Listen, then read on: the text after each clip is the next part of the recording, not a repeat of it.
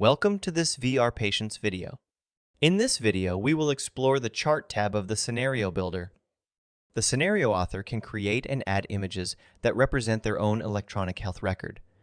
These images can be added in a variety of titled areas.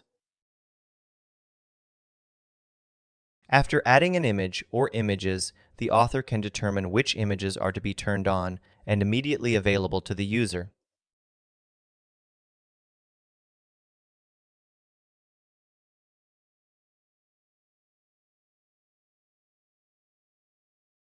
Images turned off can be enabled in the simulation by using an effect in scenario logic.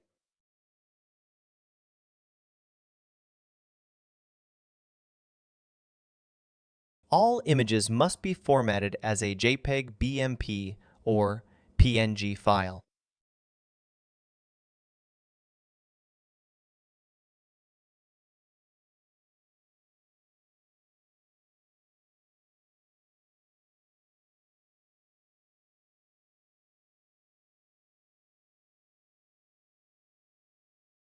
Thank you for watching this VR Patience video.